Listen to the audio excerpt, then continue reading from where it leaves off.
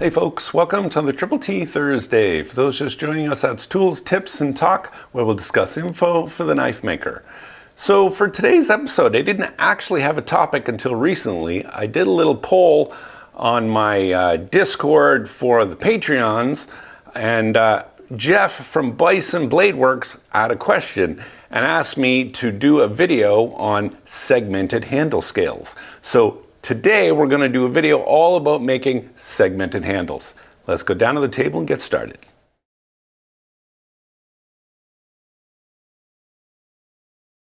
Okay, so let's talk about segmented scales. First off, why do you want segmented scales? Instead of just using a block like this of, say, carbon fiber or something like this. Well, it just gives you a little variability, looks nice, gives your eye a little more fun to look at instead of just a straight, say, twill carbon fiber or something like that. So really, I'm sure there's a million ways to make these. I'm going to show you a couple of ways today, and that depends on what your starting stock is. I happen to have some carbon fiber scales here, and these are both look like a little over 1/4 inch. What I'm going to do is make some segmented scales from both of these. Kind of use half and half, and I'll get 2 sets, and I'll put something in between. So I'm going to show you that, and that's if you have scales already. Okay, this is actually a little more challenging to get it to line up and make sure it's all nice and perfect. What I think is an easier method actually is starting from a block. A block like this, you're going to glue another block onto it, and then you know it's lined up because you're just going to cut it in half afterwards. And the nice part about that is you will bookend these, so you'll cut it in half and you'll see the grain go over the spine of the knife, and you know it'll be perfect because you split the whole thing in half after you segmented it. So we're going to do both these techniques. We'll start with the carbon fiber first. The first thing I like to do is basically think about the design of my scales and what I really want to get out of them. So I want to break up this carbon fiber, so there's 2 different styles, and then because these are both black, I want something very bold in between. So I'm either going to use, or I'm going to use both, this piece of paddock, however you pronounce this, which is a very, very reddish, orangish piece of wood. It stands out really nicely. I think that will look really good between those 2. And I also have this synthetic resin pour, which is left over from another project. These are both left over from another project, and I'm just going to cut a strip from each one of these and use that as a little insert. I'm going to do that with both of these. So I'm going to use both of these sections in 2 different sets of scales. And just to note, this is why you always keep your offcuts, because you never know when you're going to use them in things like segmented scales. So between these, I don't typically, you could just butt these right up together. I usually like some kind of separator between these. And for this one, I'm going to end up using, however I do it, I'm going to cut this on an angle. I'll probably use some white G10, which will sandwich in between these on both sides. It'll give it a little definition between the layers, and I think it'll just look good. Another option would be black, but because the carbon fiber is black, I don't think you'll really see the black. So we're going to go with white.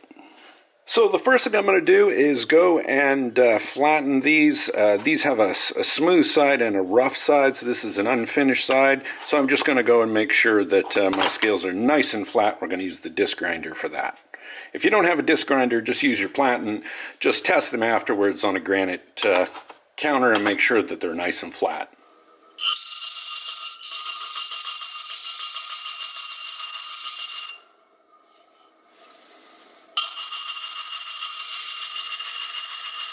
Okay, we got them all nice and flat. I tested them on the granite plate just to make sure. So the next thing we're going to do is cut our angle. And you can do these straight, but very rarely do I do them straight. I usually always do them at some kind of an angle. I just think it looks cooler. So what I need to make sure is both scales are cut at the exact same angle of each of the matching scales. This angle and this angle doesn't have to be precise because you're going to square up your scales afterwards anyway, but what really matters is when you cut these two. So in order to do that, what I'm going to do is glue them together. I'm going to use one little drop of CA glue here and here, put the scales together. Hopefully they match up nice and perfect, but even if they don't, that's fine. What we're interested in is this angle.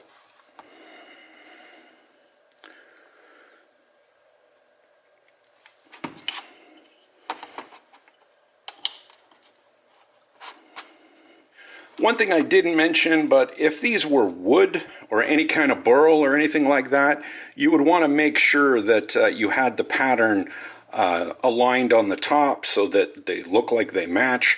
Here, there's no pattern to this stuff, so it really didn't matter. Now that these are all glued up, I'm going to go over to my table saw and I'm going to cut these at the same angle. Whether it's a table saw or you have a bandsaw, the important part is you have some kind of fence that you can slide these down, and you'll see what I'm going to use. So here I am at my table saw. I like to cut these things about a third. So I have 2/3 of one color, 1/3 of another, and then a marker in the middle, just like how I like to do them. So I'm going to cut this one at about a 60-degree angle. I have that set right here. And I have this pipe clamped onto here just because this isn't long enough. So I just clamp this on so I have something to hold. And now this is just going to slide forward. Make sure you keep your fingers away from it. And that'll cut my angle. And then I can just get the other scales, clamp them up, and hold them at the same angle and be done.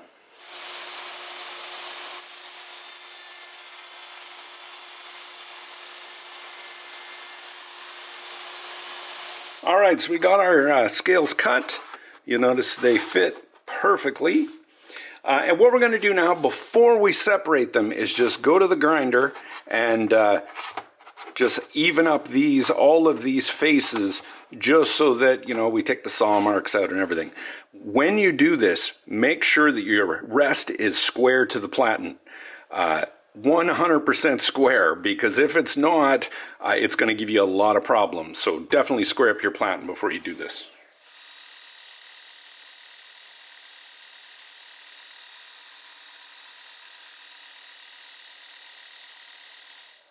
Okay, now time to separate them. Easiest way to do this is with a razor blade, and usually you can get it in one of the corners. I'll take a little hammer and just give it a couple taps and it'll pop apart. You can either clean this off with acetone or just go back to the disc grinder, either way. Okay, so I've got my scales all ready. I went and cut these and did the same process I did with these guys, just to get them at the right angle and make sure that they're all flat. I decided on this set to put some G10 kind of spacers between them, just for a little added effect. So what you want to do is make sure you dry fit them. Look for any gaps or any irregularities that you might have to just go back and sand. We're definitely going to be putting these on liners. I kind of think that's a mandatory step, because if you don't, the only thing holding these together is a bit of glue, epoxy, whatever you're going to use between these joints. So they don't have a lot of strength here. So I always put them on a liner, which is going to give you a lot of strength throughout. So not only are they glued together, they're glued to the liner, which is then glued to the knife.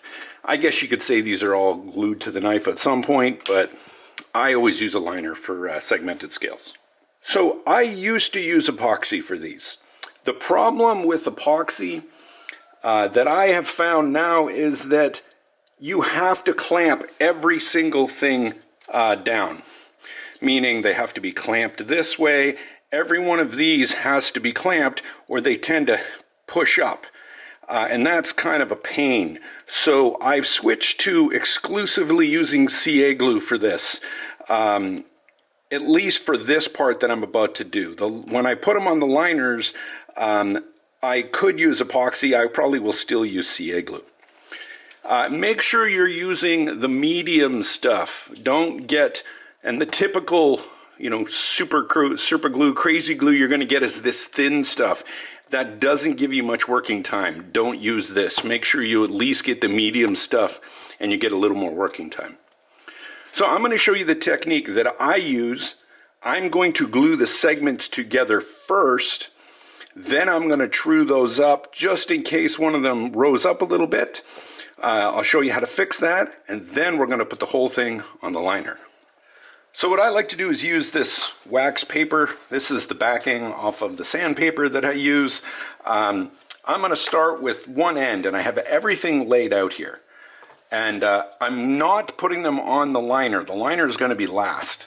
So what I'm going to do is make sure I glue this nicely, and then I'm going to take the next piece and it's going to go there, and I'll use this piece just to clamp it. So I'm using downward pressure and I'm pressing that until I know that this is sealed. Okay, and I'm just sometimes this guy will glue to it.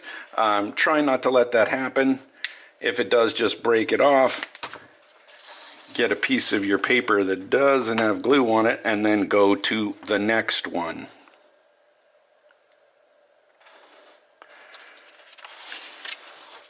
And I'll just keep doing this in turn until I have them all glued up.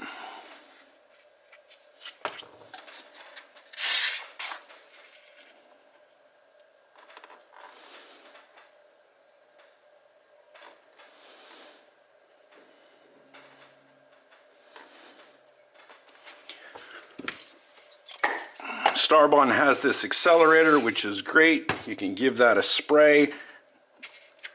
Okay, I'm going to flip this over and we'll do our last piece. And you can see with the CA glue, it does not take long.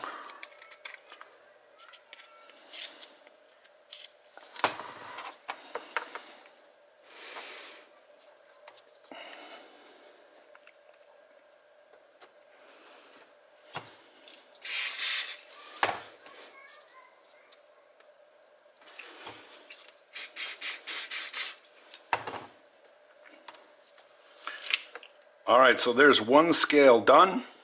I'm just going to set that aside, and I'm going to do the same thing on all of these. Now that I got all those done, what I'll do is pick them up and look underneath. A lot of times I'll just go back with a little bit of CA glue just to make sure it's all filled in the seams.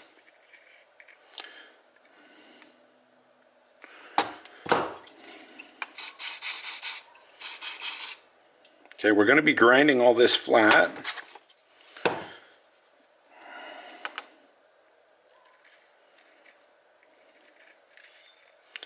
And like I said, there are easier ways, but this is just, I just like to make sure that I get no gaps, no seams when I do this. I don't mind the extra time.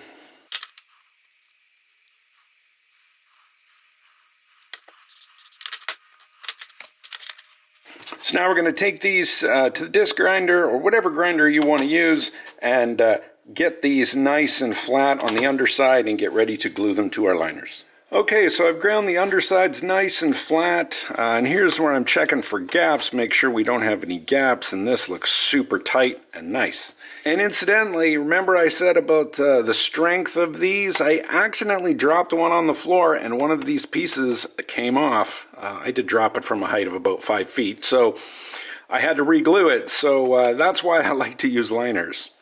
We will be epoxying these scales onto these liners. Before I do that, I like to score them a little bit like this, just with a carbide pen, just to make sure I get more adhesion with the epoxy.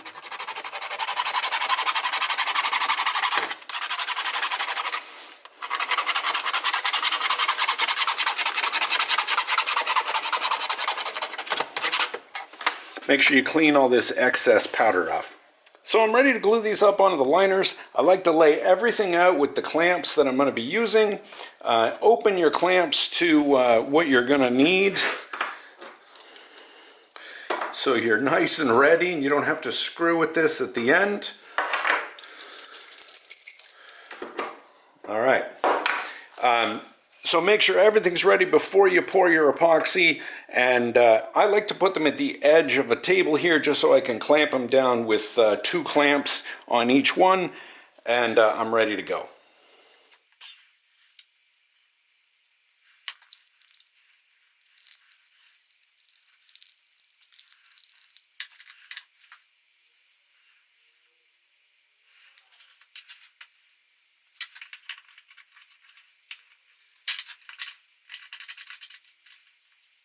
So we got these all clamped up.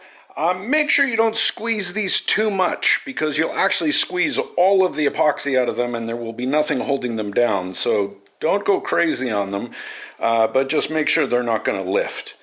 So we're going to let these firm up, and while that's happening, let's go work on the segmented scales we're going to make out of blocks. If you guys need material to make those segmented handle scales, definitely check out Maritime Knife Supply. They've got wood, G10, all kinds of stuff, liners, you name it. Go check them out. So now we've got a couple of blocks. I'm going to use this African blackwood because this was off of a larger piece and it's kind of messed up now. I could cut it into scales, but instead we're going to use the front of it for a piece of this. We're going to cut a piece of this maple off on an angle, cut this at a relatively same angle, and then put them together with this in between. Remember, we're going to be slicing these this way, so we want a really good bond here. I'll probably use epoxy to put these 3 together. Also, we're going to be using some white liners just to set them off a little bit.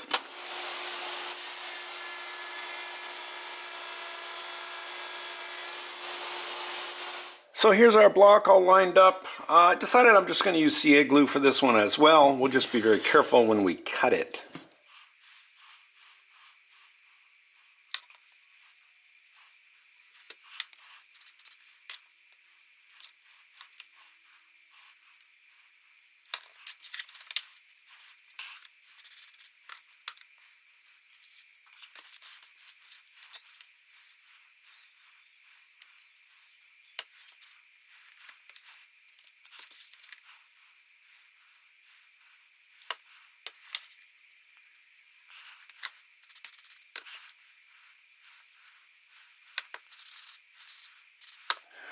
So I'm just going to cut off the excess on the sides here with the portaband so that I can slide it on the table saw. I don't actually have a fence for this saw, so that's why I don't do any of this precision slicing on this saw.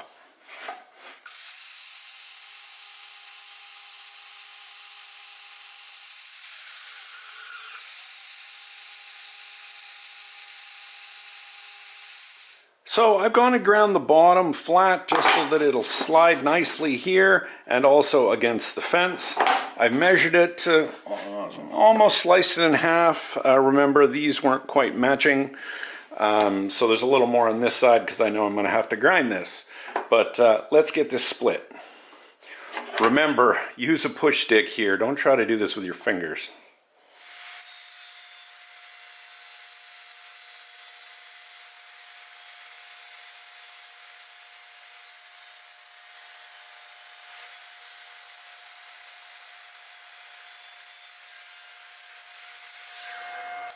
So I went ahead and glued up the ones we made from the block to liners, so we're at the same stage. So now this is arguably the most important step, and one that's easy to screw up. So I'm going to take you through how I do it. So we're going to take the scales, okay, and this is where it's actually nice to have it protrude here a little bit. What I'm going to do is put the spine or the belly, whatever, and now I'm looking down this angle to make sure that these meet. Okay, right here. That's the important part, that they meet and they're at the same angle. Then just kind of hold them together, flip them over. See, and now they're off a little bit. So now you just got to keep playing until you get them absolutely perfect. And you want to take your time here, and then once you're done, what I do is I'll clamp the ends like this, because we're going to trim up the sides. Then we'll have our scales meeting. This angle will meet on both sides.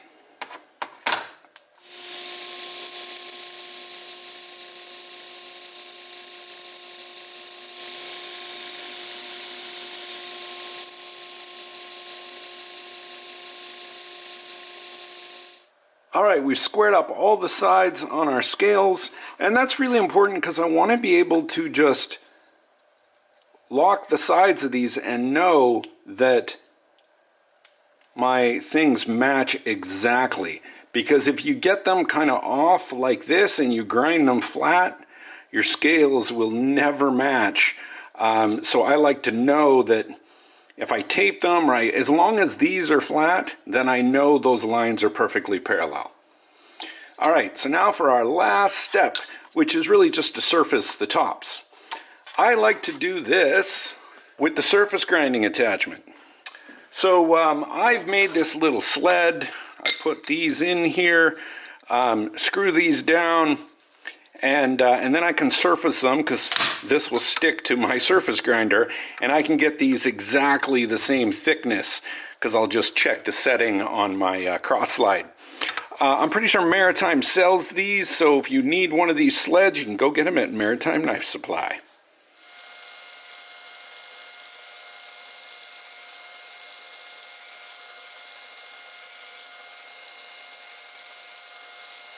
So here they are all finished, folks. Here's the ones we made from the block.